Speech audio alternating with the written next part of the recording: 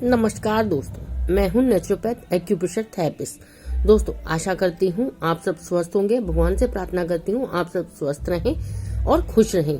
दोस्तों, आज का वीडियो लेकर आई हूं मैं। अगर किसी भी व्यक्ति के लंग्स कमजोर हैं तो उसका एक्यूप्रेशर में क्या ट्रीटमेंट है। लंग्स कमजोर हो जाते हैं अगर किसी भी कारण से, तो कई बार क्या है कि हमारी कमर के ऊपरी भाग में भी पेन होने लगता है। जब पेन होता है तो बहुत ज्यादा पेन होता है और लंग्स कमजोर होते हैं तो उसके साथ कई प्रॉब्लम्स और भी आती हैं। तो दोस्तों, उसका एक्यूप्रेशर में क्या ट्रीटमेंट है वो मैं आपको बताऊंगी। उसके लिए सबसे पहले आपको यही सुजोग रिंग लेना है। ना हो तो आप जिम्मी का इस्तेमाल कर सकते हैं, जिम्मी ना हो तो आप पेंसिल का इस्तेमाल भी कर सकते हैं। आपको क्या करना है, सबसे पहले आपको थंब में, अगर आपके पास अगर आपको इससे करने से प्रॉब्लम होता हो या रेडनेस आती हो या ईचिंग होती हो तो आप ऑयल, हल्का सा ऑयल लगा सकते हैं अपनी फिंगर्स पर। आपको क्या करना है, इससे आपको अपनी सारी फिंगर्स में 20-20 सेकेंड मसाज करना है। हर फिंगर पर 20 सेकेंड मसाज करना है। इस तरह से बहुत ज्यादा डीप मसाज नहीं करना है, इससे आपके निशान पड़ सकते हैं। बिल्कुल हल्का हल्का करना है, लेकिन बिल्कुल हल्का भी नहीं करना है कि दबाव ना लगे। इसलिए आप इसको दबाव देते हुए, हल्का सा दबाव देते हुए आपको मसाज करना है, लेकिन बहुत दबाव नहीं देना है। अगर ये ना हो आपके पास कुछ भी, तो आप इसका हाथ से भी दबाव दे सकते हैं, मसाज कर सकते हैं हाथ से भी।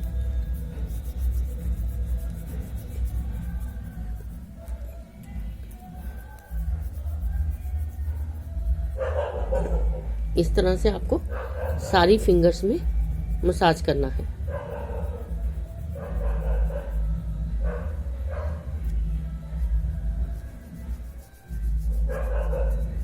इस तरह से मसाज करने के बाद आपको, आपके पास अगर बड़ा रिंग हो तो बड़ा रिंग ले सकते हैं, ना हो तो आप पेंसिल का या फिर जिम्मी का इस्तेमाल कर सकते हैं। इस तरह से इस एरिया में आपको करना है।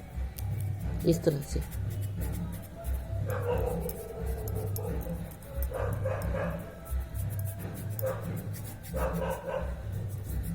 इस तरह से मसाज करने से क्या है कि जो हमारे लंग्स का एरिया है या जो लीवर का एरिया है, जो पेट का एरिया है, यूरिनरी ब्लैडर का एरिया है, वो हर एरिया में इस तरह से करने से उन पर भी मसाज हो जाएगा। और मसाज करने से क्या है कि हमारे सारे ऑर्गन जो है इस तरह से एक्टिवेट हो जाते हैं।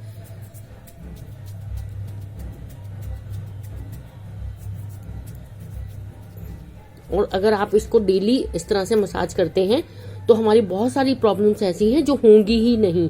अगर आप इसको डेली इस तरह से मसाज करेंगे ना, तो आपको बहुत सारी प्रॉब्लम्स ऐसी हैं जो आपको लगेगा कि आपको प्रॉब्लम होंगी ही नहीं। छोटी मोटी प्रॉब्लम तो वैसे ही इससे खत्म हो जाती हैं।